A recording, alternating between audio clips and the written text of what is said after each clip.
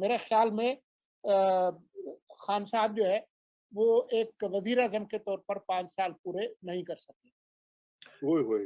बड़ी वाह जी वाह! प्रेडिक्शन कर दी। अच्छा, जी। अब इमरान खान साहब की घड़ी जो है ना वो टिक टिक टिक टिक शुरू हो गई है।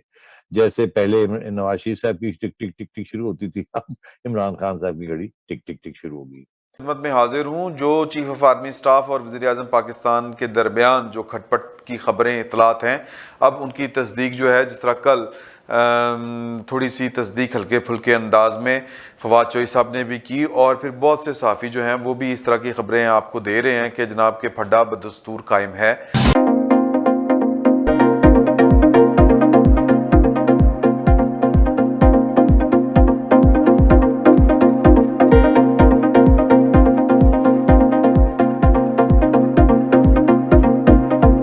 पाकिस्तान की मीडिया से यह खबरें आ रही हैं कि पाकिस्तान के प्रधानमंत्री इमरान खान और वहां के सेना प्रमुख के बीच DGISI के ट्रांसफर पोस्टिंग को लेकर ठन गई है।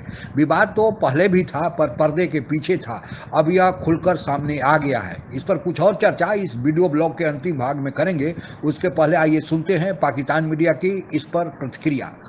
मेरे ख्याल में खान साहब जो है वो एक वजीर आजम के तौर पर 5 साल पूरे नहीं कर सके। ओए होए! बड़ी वाह जी वाह! प्रेडिक्शन कर दी। अच्छा, जी। अब इमरान खान साहब की घड़ी जो है ना वो टिक टिक टिक टिक शुरू हो गई है। जैसे पहले नवाज शरीफ साहब की टिक टिक टिक टिक शुरू होती थी, अब इमरान खान साहब की घड़ी टिक टिक टिक शुरू हो गई। इसका ये मतलब है कि अगर इमरान खान साहब की छुट्टी होती है फॉर वन रीजन और अनदर, जैसे सुलगी साहब ने कहा, तो फिर पीछे तो सिर्फ नवाज शरीफ ही है ना, मुस्लिम लीग ही है। तो क्योंकि अवाम वोट तो सारा नवाज शरीफ साहब का है, मुस्लिम लीग का मेजोरिटी वोट, तो होगा क्या फिर? वहां तो लड़ाई झगड़े चल रहे हैं। नवाज शरीफ साहब की और एस्टैब्लिशमेंट की जो लड़ाई है वो बहुत सीरियस है। ये जो इमरान खान साहब की और एस्टैब्लिशमेंट के साथ जो झड़प हुई है, इससे बहुत ज्यादा सीरियस है। ये कुछ भी नहीं है। ये कुछ भी नहीं है उसके सामने। तो इसका ये मतलब है कि और एस्टैब्लिशमेंट और इमरान खान के दरमियान प्रॉब्लम भी हो गया है। तो ये तो जाहिर है उनकी एनालिसिस से यही होगा कि now is the time to strike. गिरती हुई दीवारों को एक और दो, एस्टैब्लिशमेंट नहीं बचाएगी इसको, तो हम कर ले जो करना है। यही चीज सोची जा रही है जहांगीर तरीन ग्रुप में। जरा उसको बीच में ले आते हैं। वो भी अब सोचो में पड़े हुए। आपने खबरें पढ़ी होंगी उड़ती उड़ती अभी हाल ही में के कुछ लोगों ने कांटेक्ट करना शुरू कर दिया है। शायद खाकान अब्बासी साहब ने भी कहा है, सर इकबाल साहब ने भी ये कहा है, राना सनाउल्लाह ने भी ये कहा है कि इनके लोगों ने हमें कांटेक्ट करना शुरू कर दिया है in anticipation of next elections कि जी हमें माफ कर दें, we want to come back. तो उन्हें बात का पता है कि अगर रह भी जाती है ये गवर्नमेंट तो जब इलेक्शन हो गए तो उनको वोट नहीं पड़ता कि पीटीआई के अंदर से ही खान साहब की छुट्टी कराई जाए और पीटीआई अंदर से ही कोई ब्रेक अवे ग्रुप किया जाए और सबको समझाया जाए कि ये ग्रुप जो अब आएगा ये 6 माह के लिए, ये 1 साल के लिए, उसके बाद नई इलेक्शन करा देंगे हम। एक किस्म की इंटरिम ग्रुप होगा ताकि ये कोई और उसके दौरान फिर they will work their way out. तो मैं समझता हूँ कि बिल्कुल मुमकिन है। पीटीआई के अंदर बहुत से ऐसे लोग हैं जो विल खड़े हो जाएंगे, कहेंगे जी हम तैयार हैं टू क्रॉस द फ्लोर। उसका पहली स्टेज ये होगी, vote of no confidence opposition लाएगी। Vote of no confidence will be against the government of Imran Khan, leader of the house. Khan साहब वोट ऑफ नो कॉन्फिडेंस में तो कुछ लोग इधर उधर हो जाएंगे और वोट ऑफ नो कॉन्फिडेंस कामयाब हो जाएगा, खान साहब की हो जाएगी छुट्टी। फिर एक नया वोट लेना पड़ेगा किसी और को। उस वक्त जोड़ तोड़ जो होगी, जो पहले से शायद डिसाइड भी हो जाए before the vote of no confidence कि जी फिर उसके बाद रिप्लेस किसको करना है, तो उसमें बिल्कुल गैर मुमकिन है क्योंकि ऐसा बंदा जो कि आप आज हम आइडेंटिफाई नहीं कर रहे, वो बंदा एक कॉम्प्रोमाइज कैंडिडेट आ जाए जो शहबाज शरीफ साहब नहीं होंगे।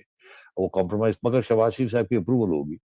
मेरा नुकसान मुझे नजर आ रहा है, मैं फारग हो रहा हूँ और मेरा कोई चांस नहीं है इन हालात में जब मैं इस तरीके से बिस्त की बेसिस के ऊपर बेइज्जती करके मेरी छुट्टी हो रही है और मेरे अंदर ही रिवोल्ट हो गया है।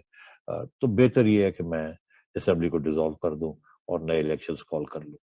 कम से कम मैं ये तो कह सकूंगा कि मैं सिविलियन सुप्रीमेसी के लिए लड़ा था, मेरे साथ ये ज्यादती की इन्होंने, ये मेरा हक था, ये मेरा राइट था और मैं उसके ऊपर खड़ा रहा और मैं हुकूमत नहीं कर सकता अगर मुझे रोका जाएगा इस तरीके से करने को, ये वो हमारा अपने आप को एक मजलूम और मार्टर बना के।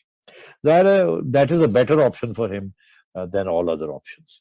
कि वो खुद असेंबली को डिसॉल्व करे और इलेक्शन कॉल करते हैं। जाहिर है इलेक्शन तो हार जाएंगे ही, मगर कम से कम ये तो होगा कि इलेवन फाइटिंग चांस कि ऑपोजिशन में तो बैठ सकेंगे। खिदमत में हाजिर हूँ। जो चीफ ऑफ आर्मी स्टाफ और वज़ीर आज़म पाकिस्तान के दरमियान जो खटपट की खबरें इतलात हैं, अब उनकी तस्दीक जो है, जिस तरह कल थोड़ी सी तस्दीक हल्के फुल्के अंदाज में फवाद चौधरी साहब ने भी की, और फिर बहुत से सहाफ़ी जो हैं वो भी इस तरह की खबरें आपको दे रहे हैं कि जनाब के फड्डा बदस्तूर कायम है। जब पूछा गया कि ठीक क्या है, तो फिर वही है कि जी जनरल साहब ने जो फैसले किए हैं, जो बात हुई है वो कर ली जाए तो बस मामला ठीक है, वज़ीर आज़म को सरेंडर करना पड़ेगा। अब ये एक ज़रा मुश्किल मरहला है कि जी पीछे कौन हटेगा। मुफाहमत नहीं हो सकती। मुफाहमत जो है वो कुछ और चीज़ होती है। मुफाहमत होती है कि जिसको कहते हैं ना कि जी कि win win situation. Win win situation क्या होती है कि यार कि ये ठीक है, ये हमारे फ़ायदे में भी है और आपके फ़ायदे में भी है। यहाँ पर मामला जो है वो एक तरफ अदारे पूरे का पूरे खड़े हैं कि जनाब के ये काम हमने कह दिया है तो ये हमारे काम में मदाखलत जो है वो कोई नहीं कर सकता, ये एक उनका ख्याल है और वो बड़ी पॉजिटिवनेस उनका है और वही तर्ज अमल है। दूसरी तरफ इमरान खान साहब हैं कि मैं जो कहता मैं कहता, उनका भी राइट बनता है कि वो पाकिस्तान के वज़ीर आज़म है। तो ये टाई पड़ जाएगी इस तरह से, तो ये विन विन सिचुएशन की सूरत बनती नज़र नहीं आ रही। विन विन सूरत मतलब वो होती है कि अच्छा तुसी आधी बात आपकी मान ली, आधी बात हमारी मान लें। अब चूंकि ये अनाउंस कर चुके हुए हैं चीफ ऑफ आर्मी स्टाफ या DG ASPR चीज़ों को, और वो वज़ीर आज़म साहब जो हैं वो पीछे हटने को तैयार नहीं है, या तो फिर वज़ीर आज़म साहब को स्पाई इख्तियार करनी पड़ेगी, पीछे हटना पड़ेगा, अपने पूरे का पूरा सरेंडर करना पड़ेगा। जिस तरह नोटिफिकेशन हुए हैं उसी तरह उसके ऊपर वो मान जाए कि जी कि हाँ जी जनरल फैज़ साहब को हटाना था, ओके वेरी गुड हटा दिया, अगला आपने मेरी मर्जी मेरा पूछे बगैर नोटिफिकेशन क्यों जारी कर दिया, ये इसको अना का मसला अगर कोई बनाएगा तो विन विन सूरत नहीं निकल सकती। और अभी तक की इतलात ये हैं कि मामला गड़बड़ है, मामला ठीक नहीं हुए। वैसे तो पाकिस्तान में भी चुनाव होते हैं और उस चुनाव के बाद जो बहुमत पाकर प्रधानमंत्री बनता है वह देश को चलाता है, पर यह केवल दिखावे के लिए होता है कि पाकिस्तान में भी लोकतंत्र जिंदा है। हकीकत यह है कि वहाँ की सेना का जो प्रमुख होता है वही देश को चलाता है और उसी के आशीर्वाद से कोई भी प्रधानमंत्री बनता है। इसी कारण वहाँ का सेना प्रमुख वहाँ के चुने हुए प्रधानमंत्री को कठपुतली की तरह नचाता है, और जो लोग कठपुतली की तरह नाचने से इनकार करते हैं उन्हें या तो रास्ते से हटा दिया जाता है या फिर उनका तख्ता पलट दिया जाता है। जुल्फिकार अली भुट्टो का ही उदाहरण ले, जो वहाँ के सबसे चर्चित और लोकप्रिय प्रधानमंत्री थे। उन्हें भी सत्ता से झूठा केस कराकर और उन्हें फांसी की सज़ा दी गई, और फांसी की सज़ा देने के बाद वहाँ का जो सेना का प्रमुख था जनरल जियाउल हक वह सत्ता पर काबिज हो गया। उसी तरह 3 बार के प्रधानमंत्री नवाज शरीफ को कभी भी अपना कार्यकाल पूरा होने नहीं दिया गया, और अंतिम कार्यकाल के समय तो उन्हें सत्ता से वहाँ के सेना प्रमुख जनरल परवेज मुशर्रफ ने बेदखल कर दिया और उन्हें बाद में देश से निर्वासित कर दिया, जो अभी इंग्लैंड में अपना जीवन व्यतीत कर रहे हैं। तो यह हाल है पाकिस्तान में लोकतंत्र का। इमरान खान भी जो सत्ता में आए थे उनको भी वहाँ की सेना ने धांधली करके जिताया था और उन्हें प्रधानमंत्री की कुर्सी पर बैठाया था, लेकिन जब प्रधानमंत्री की कुर्सी पर इमरान खान बैठ गए तो उनकी गैरत भी जागी और वे प्रधानमंत्री सेना के बातों का उल्लंघन करना शुरू किए, और फिर शुरू हुआ सेना और प्रधानमंत्री इमरान खान के बीच मनमुटाव। और यह मनमुटाव अब की बार DG ISI के संबंध में जो ट्रांसफर पोस्टिंग हुआ है उसको लेकर और बढ़ गया है, और स्थिति यह है कि दोनों आपस में बोलचाल बंद, मिलना जुलना तक बंद कर दिए हैं, और इस संबंध में नोटिफिकेशन जारी होना भी रुका हुआ है। हकीकत यह है इस मामले की कि जो वर्तमान वहाँ के सेना के प्रमुख हैं जनरल बाजवा, वह वहाँ के ISI चीफ जनरल फैज का जो इमरान खान से नज़दीकियाँ बढ़ रही थी उसको पसंद नहीं करते थे।